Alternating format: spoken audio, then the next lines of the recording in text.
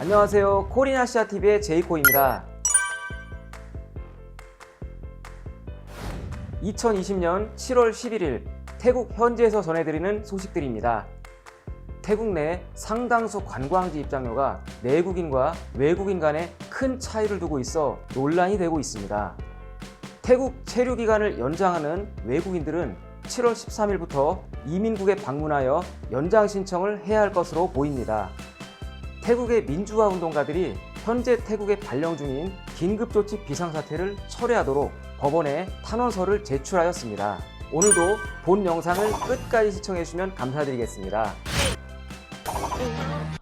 No.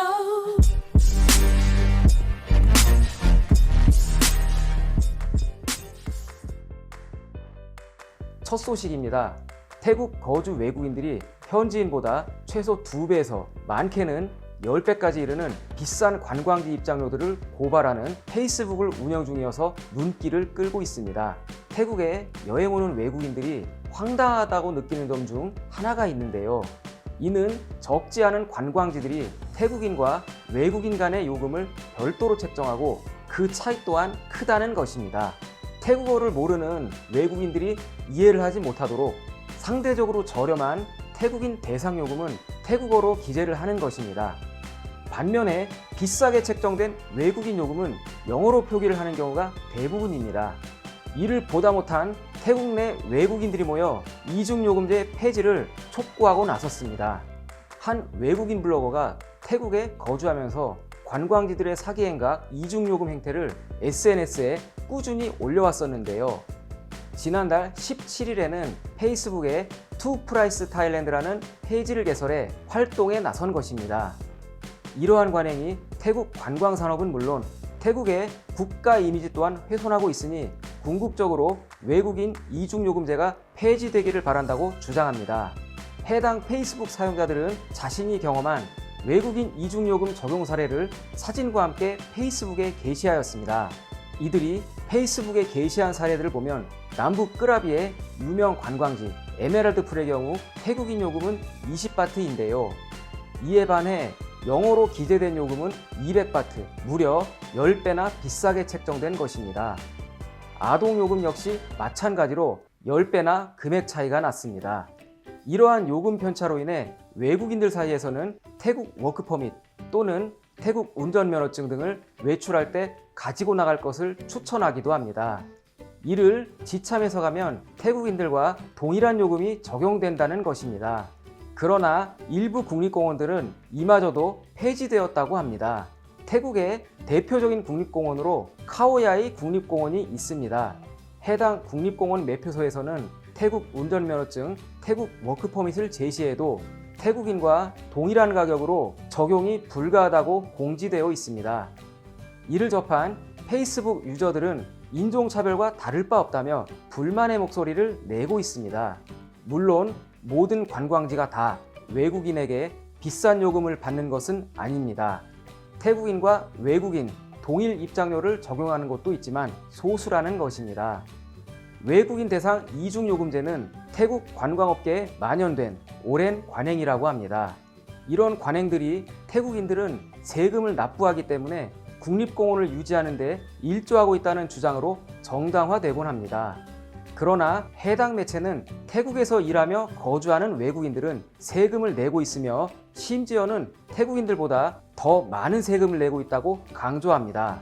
태국인 요금은 싸게 받고 외국인 요금은 지나치다 싶을 정도로 비싸게 받는 이중요금제도 관광대국의 이미지에 맞게 개선되면 좋겠습니다. 다음 소식입니다. 7월 13일부터 태국 체류 연장을 원하는 외국인은 이민국을 방문하여 연장 신청을 해야 할 것으로 보입니다. 이민국 대변인은 태국에 체류 중인 외국인들을 위한 또 다른 자동 비자 연장 조치가 없을 가능성을 시사했습니다. 태국 이민국에서는 C19 감염 방지 대책의 일환으로 국경을 폐쇄하였습니다. 이로 인해 7월 31일까지 외국인들의 비자를 자동으로 연장 조치를 한 바 있습니다. 이에 따라 3월 26일부터 7월 31일까지 비자가 만료된 외국인은 연장 신청을 하지 않고도 태국에 머물 수 있었습니다. 이민국 대변인 파카퐁 사이우건 씨는 이미 많은 시간이 지났고 태국 정부가 외국인의 체류 현장에 이미 관대한 방침을 내렸다. 이렇게 비자 면제를 길게 해주는 나라는 없다고 덧붙였습니다. 체류 현장을 원할 경우 방콕 북부 지역에 인접한 논타부리주의 무앙통타니 사무소까지 방문해서 신청해야 할 것이라고 밝혔습니다. 저희가 어제 방송에서 방콕 인근 지역의 무앙통타니 이민국 사무소가 7월 13일부터 업무를 재개한다는 내용을 언급한 적이 있습니다. 제 위에 추천 동영상을 클릭하시면 해당 내용을 보다 자세히 보실 수 있습니다. 7월 31일 이후부터는 오버스테이 범칙금과 90일 신고가 재개될 수 있으니 태국에 체류하는 외국인은 그 전에 90일 신고와 비자 갱신을 해야 할 것이라고 합니다. 비자를 연장하거나 비자를 연장할 수 없음에도 불구하고 비행 제한으로 인해 떠날 수 없는 외국인은 해당 대사관에 공식 서한을 요청하여 계속 태국에 체류할 수 있을 것입니다. 이민국 대변인은 이용 가능한 항공편에 따라 달라질 수 있으며 대사관에서 서신이 없을 경우 떠나게 될 수 있을 것이라고 덧붙였습니다. 이는 아직 공식적인 확정 발표 사항이 아닌 이민국 대변인이 언론사의 취재에 밝힌 인터뷰 내용입니다. 다음 소식입니다. 태국 내에서 현재 발령 중인 국가 비상사태의 해제를 요구하는 목소리가 높아지고 있습니다.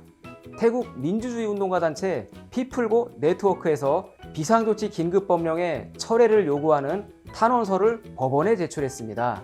지난 6월 24일 태국의 민주화 운동 인사들 그리고 야당 정치인들은 비상사태의 해제를 요구하는 플래카드를 들고 법원 앞에서 집회를 가진 바 있습니다. 질서 유지를 위해 경찰과 법원 보안 요원이 배치되었습니다. 민주화 단체 인사 중 한 명인 니밋은 다음 주 월요일에 방콕 주재 유엔 청사 앞에서 모임을 열 계획이 있어 청원서를 제출할 필요가 있다고 밝혔습니다. 그는 이달 말까지의 법령 연장이 집회, 시위의 권한을 효과적으로 제한했다고 말했습니다. 프라유 차노차 총리는 비상조치의 연장이 집회를 가질 권리에 영향을 미치지 않을 것이며 집회를 원하는 사람들은 사전에 신고를 하면 된다고 하였습니다.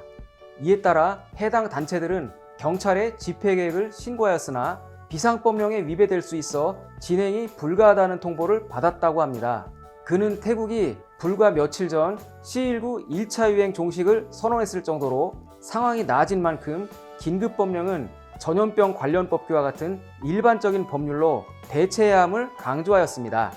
긴급법령 연장과 관련하여 민주화운동단체가 해제를 요구하고 집회까지 벌이고 있는데요. 국가 비상사태가 C19 사태를 통제하는 데 큰 역할을 한 것은 부정할 수 없을 것입니다.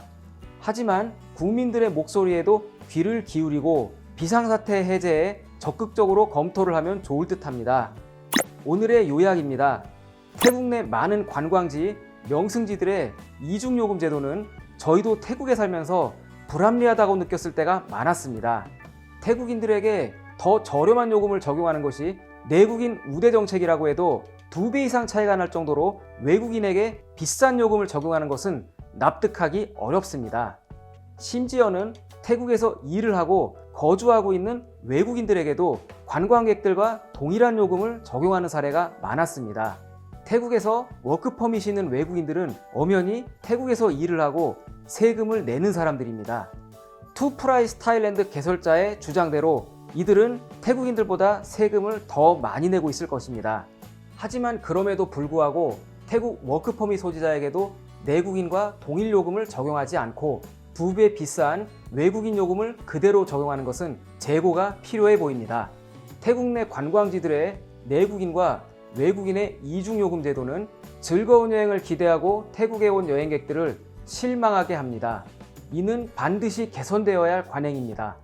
이것은 태국이 개선해야 할 점으로 많은 외국인들이 지적해온 사항이기도 합니다. 외국인에게 내국인 대비 비싼 요금을 징수하는 관행이 시정되어 모두가 눈살 찌푸리지 않는 여행, 즐거운 여행의 추억을 만들 수 있기를 바랍니다. 오늘의 영상 여기서 마무리하겠습니다. 지금까지 시청해주셔서 감사합니다. 구독과 좋아요 부탁드리겠습니다. 즐거운 주말, 편안한 시간 되시기 바랍니다. 저는 여기서 인사드리겠습니다.